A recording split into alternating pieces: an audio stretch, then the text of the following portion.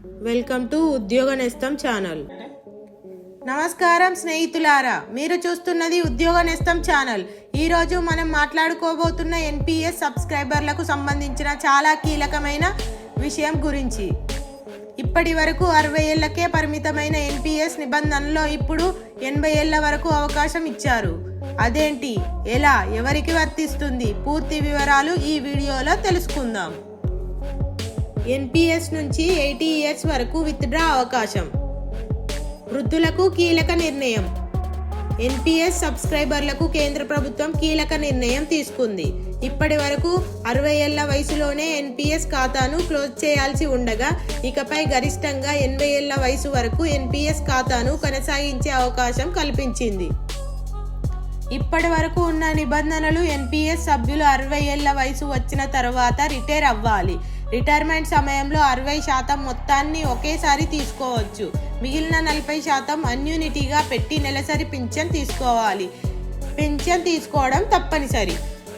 కేంద్ర ప్రభుత్వం తీసుకున్న తాజా నిర్ణయం ప్రకారం ఎన్పిఎస్ ఖాతాదారులు 60 ఏళ్ల తర్వాత కూడా గరిష్టంగా 80 ఏళ్ల వయసు వరకు తమ ఎన్పిఎస్ ఖాతాను ఇష్టపూర్వకంగా కొనసాగించవచ్చు. 80 ఏళ్ల వయసు పూర్తయిన తర్వాత ఎన్పిఎస్ ఖాతాలో మిగిలి ఉన్న మొత్తం కార్పస్ను పూర్తిగా విత్డ్రా చేసుకునే అవకాశం ఉంది.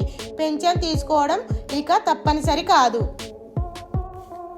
ఇప్పటికే పెన్షన్ తీసుకుంటున్న వారికి కూడా వర్తిస్తుంది. ఇప్పటికే అన్యూటీ ద్వారా పెన్షన్ తీసుకుంటున్న ఎన్పిఎస్ సభ్యులు 80 ఏళ్ల వయసు వచ్చిన తర్వాత మిగిలిన మొత్తం నిధులను ఒకేసారి తీసుకోవచ్చు.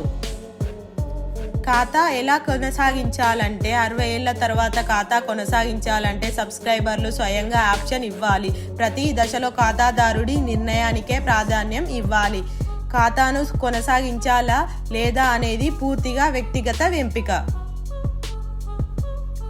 ఈ నిర్ణయం వల్ల కలిగే ప్రయోజనాలు: వృద్ధులకు డబ్బుపై పూర్తి నియంత్రణ, ఆరోగ్య ఖర్చులు, కుటుంబ అవసరాలకు ఉపయోగం, పింఛన్ తీసుకోవాలా లేక మొత్తం డబ్బులు కావాలా అనే స్వేచ్ఛ, వృద్ధాప్యంలో ఆర్థిక భద్రత. ముఖ్య గమనిక: ఈ మార్పులు ఎన్పిఎస్ నియంత్రణ సంస్థ అయిన పిఎఫ్ఆర్డిఏ మార్గదర్శకాల ప్రకారం అమలవుతాయి. ఖాతాదారులు పూర్తి వివరాల కోసం అధికారిక ఎన్పిఎస్ లేక ఎన్ఎస్డిఎల్ లేక పిఎఫ్ఆర్డిఏ నోటిఫికేషన్ చూడాలి. ఇలాంటి పెన్షన్ న్యూస్, ఉద్యోగ మరియు ప్రభుత్వ పథకాలు, ఎంప్లాయీస్ అప్డేట్స్ కోసం మా ఉద్యోగ నేస్తం ఛానల్ని లైక్ చేయండి, షేర్ చేయండి మరియు సబ్స్క్రైబ్ చేయండి.